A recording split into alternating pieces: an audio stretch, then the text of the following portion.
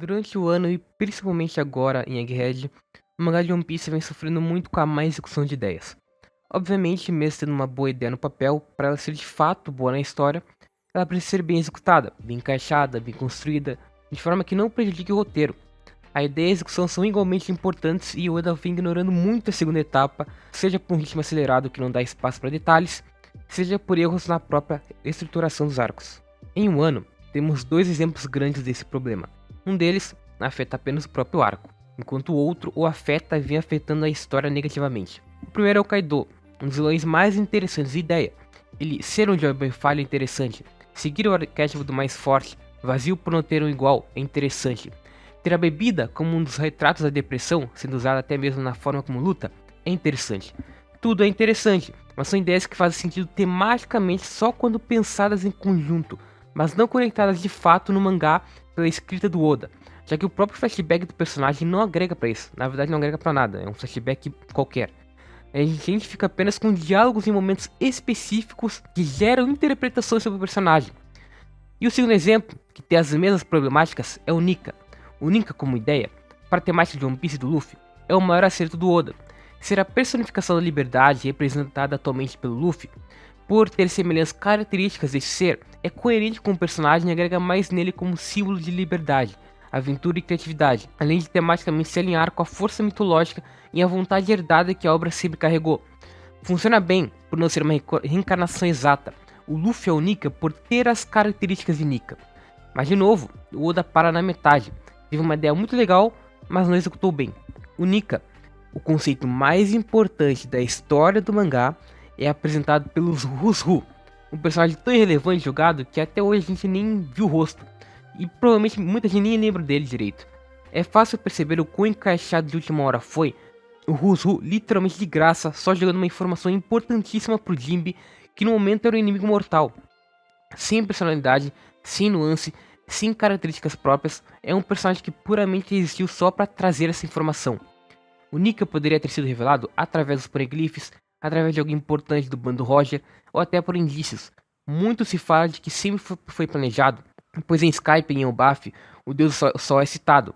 Mas por não ter construção, antes esses raros casos pareciam apenas algo para agregar na cultura dessas ilhas, não algo necessariamente envolvendo Luffy e Joy Boy. Ao amanhecer, o sol como símbolo de liberdade sempre foi presente, mas o Nika, um ser à parte, teve muito espaço para ser construído e melhor apresentado, mas não foi. E para piorar, o Gear 5 surge no momento mais conveniente possível, um capítulo depois do cara morrer. Dá para ter encaixado melhor, já que não é requisito do despertar passar pela morte. Além disso, o Oda não conseguiu criar consequências relevantes pelo seu uso. Ele conseguiu com o Gear 4, com geral em Dressrosa sofrendo para ele não morrer nos 10 minutos fracos sem Haki. Com o Gear 5, consequências foram banalizadas, mas isso eu vou comentar mais Egghead. Enfim, o Nico foi mal feito, mal encaixado na história, mas ao menos tematicamente ele é bom e poderia potencializar o personagem do Luffy, principalmente em lutas expandindo a criatividade. A gente via o Luffy se enchendo que nem um balão para lutar com o Crocodile, com a fruta extremamente limitada. Imagina agora com o despertar que ele tem muito mais abertura para a imaginação. Durante a luta com o Kaido, isso fica evidente. É muito massa ver os olhos de todo mundo saindo, o Luffy correndo que nem um desenho animado, usando o Kaido para pular corda. São situações engraçadas, nessa luta funciona. Em um certo sentido, essa galhofa até poderia acabar tirando um pouco da tensão que havia sido construída. Mas ainda vejo valor, porque antes disso passamos vários capítulos vendo o Kaido ressaltar a violência e brutalidade dele, agora sendo coberta pela alegria do Luffy, um dos principais pontos do personagem no arco de Wano e na série inteira. O problema do Nika, pro resto da história, só começa depois de Onigashima. Eu já imaginava que o Oda ia fazer o Luffy usar o Gear 5 em todas as lutas, porque é mais simples e junta todas as características das outras transformações, mas isso naturalmente banaliza ela. Uma hora vai descansar ver ele rindo que nem um psicopata e não levando nada a sério. O Luffy sempre foi mais bobo, mas o Gear 5 em Egghead tirou muito da seriedade que ele assumia em arcos anteriores, o equilíbrio necessário para não atrapalhar o tom. Depois de décadas esperando, a gente finalmente pôde presenciar uma luta com o Almirante, justamente o que mais deu sufoco para os Mugiwaras de Sabaody. Mas com o Nika, o nível de poder do Luffy é tão grande e ele tá tão forte para tudo, que essa luta é desperdiçada. O Kizaru é humilhado, e para piorar, é humilhado junto com o Saturn, um dos grosseis que supostamente são nível com. Tudo bem, teve a luta solo do Luffy com o Kizaru antes, que acabou em empate e tudo mais. Mas depois, quando o Kizaru volta e o Luffy também volta pro Gear 5, ele tanca o Saturn, ele tanca os outros Goroseis, ele tanca o Kizaru, tanca todo mundo, cara. E sai de boa. Qual é a graça de ver uma luta que não passa mais tensão? Porque o protagonista tá muito acima do resto e não liga pra nada. Qual é a graça de ver uma luta em que, quando o protagonista tá em apuros, você já pode ir um random, como, sei lá, o Caribou pra dar carne pra ele, que nem foi o ano. E agora em Egghead ele nem sabe quem deu carne. Só apareceu um cara e deu carne pro Luffy. O Oda tá tão foda-se pra tudo que ele nem revelou quem deu a carne. A gente pensa que é o Kizaru, mas não é confirmado. Já era duvidoso o Luffy se recuperar com carne em situações como a quase morte pro Crocodile. Mas pelo menos esse momento deu uma interação com a Robin, que depois levou a entrada dela pro bando. Agora com Caribou ou com esse misterioso personagem é só por imbecilidade e preguiça. Ao menos o Oda poderia criar situações criativas com toda a liberdade que tem, mas nem isso acontece. O Luffy só dá tapão ou se estiga pra caralho, não tem variedade nenhuma nos ataques, que era pra ser justamente um dos destaques da transformação. Ele cria óculos, cria bastão de beisebol, mas isso não são ataques realmente criativos e pensados com a inteligência do personagem, sim só coisas do nada para serem engraçadas. One Piece não é sobre nível de poder, mas o nível de poder continua sendo tão importante que Oda tirou do cu o Haki para poder consertar as cagadas que tinha feito no sistema, então não dá para ignorar a importância que ele tem, principalmente pros personagens. Para mostrar a imponência e importância, ou o contrário, um nível de poder é usado. Fazer o que foi feito com Kizaru quebrou um dos principais traços da caracterização dele, que era a imponência dele ser um almirante, um dos principais cargos da marinha, que é muito importante para o governo mundial. Então, se o almirante foi banalizado que nem o Kizaru foi agora, e que nem o Green Bull foi em um ano com o Shanks, a gente não consegue ter respeito pela marinha, a gente não consegue ter respeito pelo governo. É muito unilateral a forma como o Oda está construindo o nível de poder dos piratas e o nível de poder do governo e da marinha. Junto com esses problemas que surgiram pro Nika a partir de Egghead, surgiram problemas causados pelo Nika a outros personagens. One Piece sempre foi um mangá com muita leveza, seriedade em vários momentos, mas que era muito sobre ser divertido. Isso antes do time skip, porque o Novo Mundo escancaradamente se prontificou a ser mais perigoso e algo para ser levado mais a sério. Ao que o próprio Zoro falou pro Luffy, a falta de sensação de perigo que já existia antes do mangá piorou com o Nika agora, pela transformação e pelo que foi causado na tonalidade da história. Em 2022, durante uma entrevista, o Oda disse que queria brincar mais na saga final, mesmo que as pessoas começassem a achar ruim. Ou seja, no momento mais importante do mangá, o autor se importa mais em se divertir do que de continuar com a qualidade de décadas. Isso se evidencia muito através de um personagem, o mais aguardado de todos esses anos, Vegapunk. O Vegapunk foi um personagem hypado por décadas, desde os primeiros arcos do mangá. Era uma figura enigmática. Pelos relatos você não conseguia saber se era alguém do lado do governo, do lado revolucionário, de um lado neutro. Era alguém que passava respeito só por ouvir os feitos dele, pelo respeito que tinha por grandes figuras.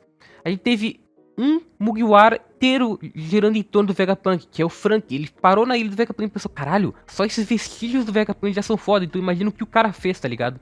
Mas aí em Egghead, o Vegapunk é um merda. A própria aparência dele já foi decepcionante, porque é só o Einstein, sem mais nem menos, sem criatividade, é um Einstein abobalhado que não passa seriedade. O Vegapunk, que foi tão hypado, age que nem uma criança e não tem nada de excepcional, com o mesmo objetivo genérico e simples de prezar pelo progresso da ciência, com paralelos simplórios com Oppenheimer e outras figuras jogadas nos clones dele que paralisam o personagem mais ainda. A porra do Atlas, do plot merda de traidor do York, da York, sei lá também, no que isso agrega pro personagem. O Vegapunk verdadeiro é um velho coitado que não passa respeito, que é o ser humano mais bonzinho e sem graça que existe, sem aquela neutralidade e nuance que se esperaria de alguém sábio que estudou muito. Vejo muita gente usar o argumento de que seria chato ele só ser mais um cientista maluco, falando que o Oda quebrou a expectativa mais uma vez, que nem quebrou com o Nika, evitando seriedade e priorizando a brincadeira. Sim, com o Nika tinha funcionado, porque o Luffy já seguia essa linha, porque essa alegria bobeira combina com o que o Luffy queria trazer para o ano em outros lugares. Já era algo estabelecido na história. O Vegapunk ser um bobão é gratuito, não é interessante, ele é bobão por ser bobão, não é nem engraçado. O filho da puta, que foi construído por 1000 capítulos, morre no mesmo arco por uma fincada de um Gorosei que nos capítulos atuais não consegue machucar nem a porra do Chopper. O Vegapunk poderia ser um personagem super interessante, com uma dualidade entre governo e revolucionários, uma dualidade sobre o progresso da ciência e seus efeitos no mundo, mas tudo isso é deixado de lado e o pouco que tem é mal desenvolvido porque o autor decidiu gastar mais tempo brincando com ele. Obviamente eu imagino que o Vegapunk já estava pronto há muito tempo, ele não mudou em cima da hora porque o Oda criou o Nika. Mas percebam como agora o Oda se sente mais livre para brincar, o que causa desgraças, o que causa essa banalização de coisas que não deveriam ser banalizadas. Então, recapitulando, o Nika é um conceito mal introduzido, mal desenvolvido, banalizado que banaliza o ao redor. Mesmo assim, a ideia se mantinha sendo boa para a essência de One Piece, continuava intacta pro personagem do Luffy. Contanto, quando se trata do Oda, sempre pode piorar. Finalmente cheguei no principal motivo para ter feito esse vídeo, que é o fatídico capítulo 1118, a Bonnie Nika. É terrível. E isso é pouco, tá? Eu tô sendo generoso. A Bonnie Nika é uma atrocidade. Eu sei, teve todo o flashback do Kuma ressaltando a importância do Nika na vida dele e para as pessoas oprimidas. A Bonnie se transformar em Nika simboliza a vitória do Kuma sobre as amarras impostas pelo Saturn, com a vontade herdada da sua filha, a filha do mais oprimido agora se tornando com mais liberdade. No papel, isso é bonitinho, um conto de fadas muito perfeito, mas na prática é preguiçoso. Você poderia mostrar esse ápice de liberdade com a Bonnie simplesmente pelo fato dela ser salva pelo Luffy durante o arco, ser salva pelo deus que ela tanto sonhou em conhecer. Já seria eficiente e cumpriria o que foi construído. Eu vi muita gente defender dizendo que isso já estava sendo construído desde antes, com ela usando poderes única pouco a pouco, de forma limitada, até chegar de fato na transformação literal. Sim, isso realmente aconteceu, mas uma escolha como essa não se torna boa apenas por ter sido encaminhada já. O principal problema da Bonnie se transformar em Nika é que quebra uma das maiores qualidades que esse conceito tinha, o Luffy. O Nika era um conceito interessante porque era perfeito e feito por Luffy, o único sucessor do Joy Boy. A personificação da liberdade foi feita por Luffy, não por destino ou por algum poder, mas sim por ele ser do jeito que é. Tornava o personagem especial, mas de um jeito que não tirasse seu mérito, de um jeito que não colocasse acima de ninguém, porque o Luffy nunca se colocou e nem liga pra isso. A partir do momento que outra personagem se transforma no Nika com muita mais facilidade que o próprio Nika, mesmo sendo por um poder específico que foi retconado, sendo temporário e ser falso, entre aspas, a representação ainda tá ali. Ela, por alguns momentos, ainda se colocou como Nika. A partir desse momento, o Nika deixou de ser algo exclusivo daquele que nasceu para ser a personificação da liberdade e quem vai libertar os oprimidos, e virou uma transformação que, dependendo de como for, só fruta qualquer um pode ter. O Gear 5 não é uma transformação que outros podem ter como Super Saiyajin ou modo Senin. Era algo intrínseco ao Luffy e que só funcionava com ele. Já tinha sido muito banalizado pelo uso excessivo durante a Egghead, e agora foi mais banalizado ainda dentro do que simboliza. É um problema temático e que piora mais ainda o que eu já tinha falado, a falta de sensação de perigo. Sempre faltou em One Piece, mas antes pelo menos a história não passava a sensação de um conto de fadas perfeito com o final feliz. A gente acabou de presenciar 5 Goroseis, um almirante, serafins que são pacifistas evoluídos, os próprios pacifistas, tudo isso junto. E não conseguiram causar um dano relevante nos personagens principais, e para piorar, um deles acabou de ser humilhado por uma criança. Eu sei que era pra ser lindo e ver a criança que sofreu a vida inteira destruir o responsável por isso, mas One Piece não pode ser uma história em que tudo é perfeito. Isso quebra algo que era para ser característico do Novo Mundo e do governo, do perigo, especialmente pelo fato de não ser necessário. A Bonnie era uma personagem que ficaria muito bem sem se transformar em Nika e só sendo salva por ele. E o que me deixa mais triste ainda com essa banalização do Nika é que a cada momento ele se torna mais presente que o próprio Luffy. Antes não tinha tanto problema, porque era algo dele, o Nika era o Luffy. Mas depois desse caso da Bonnie, o Nika deixou de ser só do Luffy. E mesmo assim, virou a capa do personagem. No cartaz de recompensa, em representações de outros personagens, em cena, ele sempre majoritariamente vai se mostrar como Nika, e não como o Luffy. E não sendo mais o único que pode ser o Nika, mata mais a essência do personagem e a personalidade dele. Eu entendo quem gosta do Gear 5, mas as últimas decisões tomadas pelo Oda afetam ele e a obra inteira. Os fãs e o próprio autor precisam parar de pensar que só porque faz sentido tendo explicação dentro do universo, com o poder da Akuma no Mi sendo explicado e uma primeira ideia sobre o que representaria para Bonnie vindo em mente, significa que é bom para a história. Não! Não é bom para a história automaticamente por causa disso, porque narrativamente e tematicamente isso atrapalha o mangá e o Luffy, o protagonista. É foda. One Piece tá uma merda, espero que o Buff salve.